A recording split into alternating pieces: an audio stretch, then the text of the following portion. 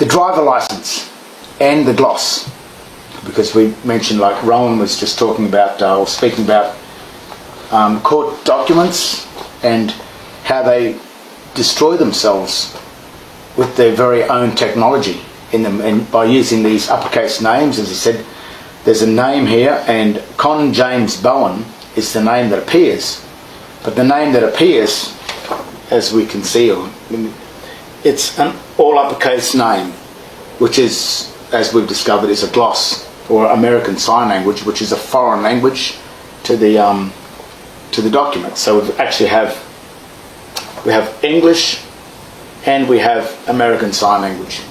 And these court documents and police documents, and such as this one, I love to refer this to the Ergon Energy Matter, do the same. They've all contained two different foreign languages, which is a corruption of the essence of the text, which means that these documents are in fact nothing. That's probably warrants the guilty to the fact response. When you make a plea, it's either a plea of guilty or not guilty, but a guilty to the fact plea would mean that you're guilty to the fact, and the fact is that there is no charge, because the charge doesn't exist, because the document has been corrupted by the very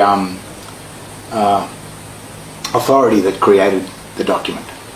But I also want to go on to the driver license, because it too contains, it's a card, it's got a head, it's got an autograph, but up here where it says, this one is just a sample, Citizen Jenny, but it's also written, like if you check your own driver license out, it's also written in the gloss, which is the all uppercase text that appears in the Chicago's Manual of Styles as American Sign Language, or as a gloss, which the glosses are used in that language, which is the all uppercase text, which again, as I repeat, a gloss is the corruption of the essence of the text, which means it corrupts the true meaning.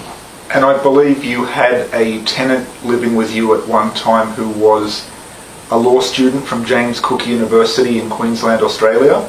Yes, she actually rented one of the rooms, and she said she's studying law as a law student. And I said, well, when you come out here, I'll tell you a little secret that's going to probably affect your thinking of how the law works. And it may also put you on a higher standard of laws, a higher understanding of just what law really is. So she got the room and all that, and then she asked me, she said, what were you going to tell me about the law that is going to change my beliefs on the law? And I said, I showed her the section article 11144 and 11147 of the Chicago Manual of Styles in relation to what American Sign Language is, how it appears, how you find it. And when she read those articles in there explaining what it was, she was quite disturbed about it. And because what she had come to realise is that maybe all court documents were using a foreign language on their documents, as pointed out.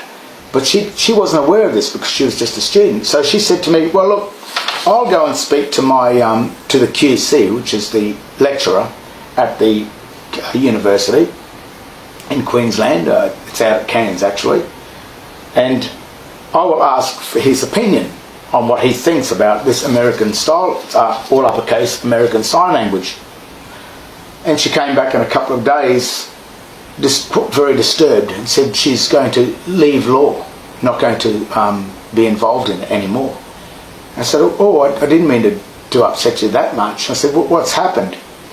And she said she was concerned at what I had spoken, because it does appear everywhere on articles, as you can see, all the town names. And when she found out that if there's no jurisdiction between English and the American Sign Language, well, then she was concerned that all these court documents that maybe have some English here and then very important parts are written in an all uppercase foreign language, then that removes that from the document and actually renders the document as nothing.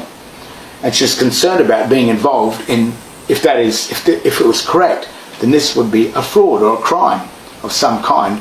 And she said she didn't join law to be a criminal. She thought she was helping people. Well, the QC, when asked about it, he said to her... You're referring to her lecturer? Yeah, her lecturer. Who was also a QC? Who was according to this student, she said he was a QC. And his answer to the American Sign Language being used in court documents was that there are things that are never to be spoken about. And she said, never, if you're going to remain in law, studying law, or become a lawyer, he said that this is never to be mentioned. In other words, he told her, he didn't answer the question, but he told her to never repeat what had been said to her, from me to her, because she didn't say where it came from. She just asked the question. And he also told her to never repeat that again.